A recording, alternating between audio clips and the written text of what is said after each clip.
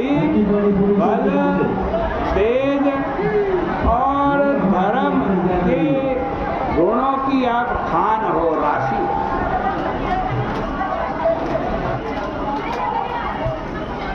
अब यहाँ ये विचार करना,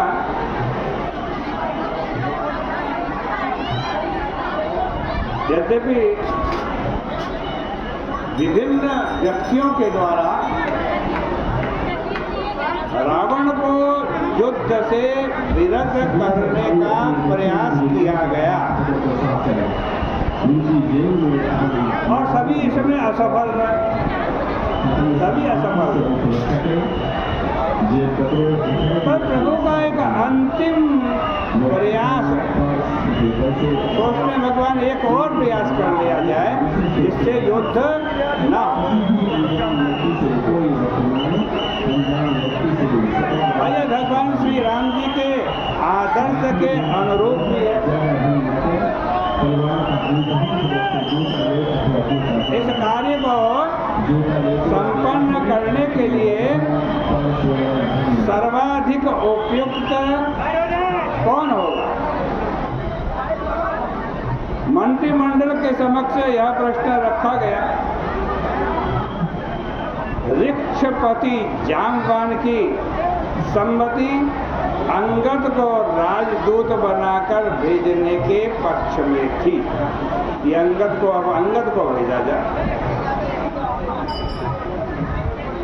जाम्बवान सारी सेना में सर्वाधिक उम्र के थे, सबसे बड़े। भगवान राम की विचारधारा से पूरी तरह परिचित। शास्त्री जी उन्हें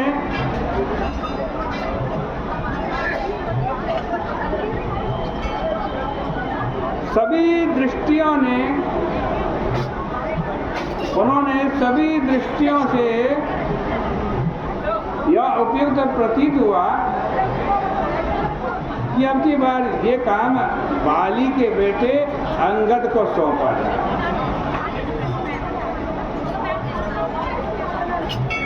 अपनी सम्मति देने के पहले जाम्बवान ने प्रभु के लिए अनेक विशेषणों का प्रयोग किया। वस्तुतः इन विशेषणों के माध्यम से उन्होंने अपने मत का समर्थन भी किया। ऋक्षेश की शब्दावली इस प्रकार की थी, आप देखो, राम जी से बोल रहा, हम प्रात जागे रघुराई, हम प्रात जागे रघुराई, ओछा मत सब सचिव बुलाई, ओछा मत सब सचिव बुलाई। सबको बुलाकर राम जी ने सबका मत पूछा।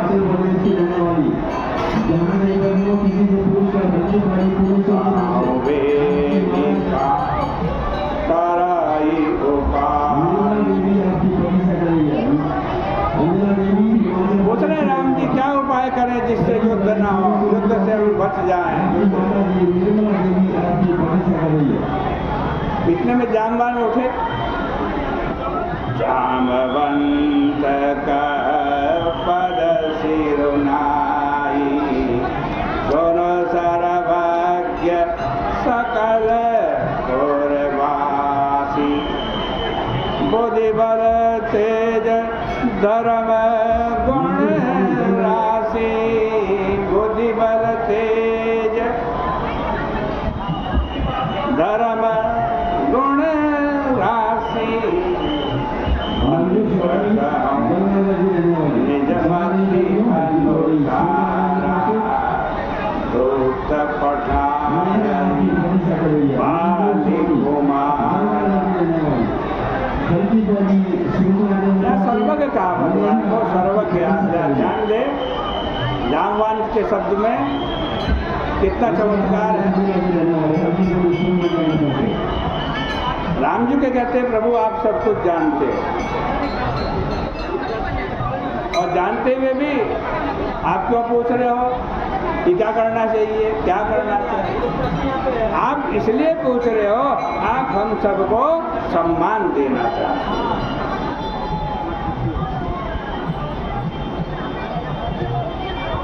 आपकी सर्वज्ञता से परिचित होते हुए भी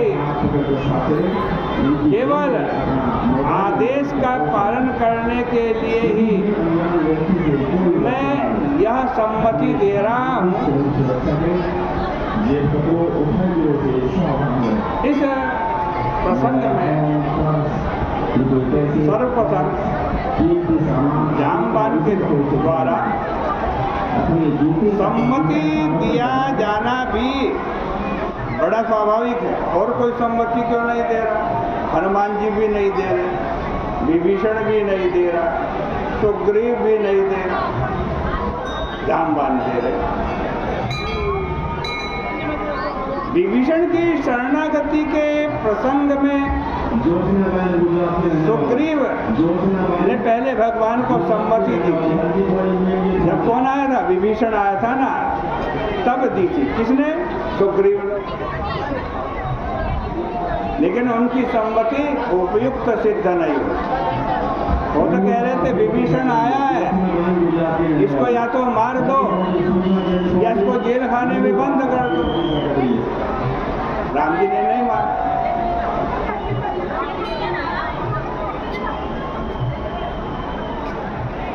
इससे सुग्रीव को अपने मत के अनौचित्य का भान हो गया। मेरा मत ठीक नहीं है, राम जी के अनुकूल नहीं है। जैसा मैं सोचता वैसा राम जी नहीं सोचते। इसलिए समुद्रोल्लंघन के प्रसंग में प्रश्न किए जाने पर कि क्या किया जाए, समुद्र रास्ता नहीं दे रहा। वहां सुग्रीव मौन रहे, कुछ नहीं बोले। वहां सुग्रीव पता था कि मैंने एक सम्मति दी, वो प्रभु के अनुकूल नहीं।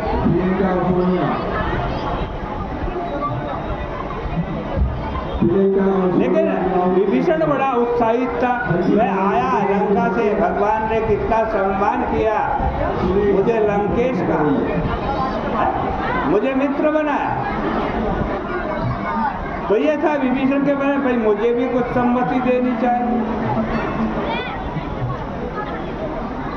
तो विभीषण ने समुद्र से प्रार्थना करने का अनुरोध किया।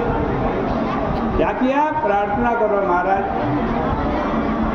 अनशन करो इसके तट पर, ये मान जाएगा। बेकार में क्रोध दिलाने की, क्रोध में आने की जरूरत नहीं। जबकि लक्ष्मण जी ने कहा था कि बाण निकालो और समुद्र को सोख दो। विभीषण की सम्मति को राम जी ने स्वीकार भी कर लिया, समुद्र के तट पर अनशन भी नहीं किया। किंतु यह प्रयोग भी सफल सिद्ध नहीं हुआ। स्वभावतः सुग्रीव और विभीषण दोनों का ही आत्मविश्वास इससे कम हो गया होगा। इसलिए प्रस्तुत प्रसंग में न तो सुग्रीव बोला न विभीषण बोला।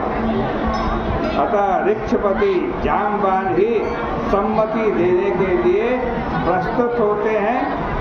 और क्यों प्रस्तुत होते हैं इसकी चर्चा कल करेंगे।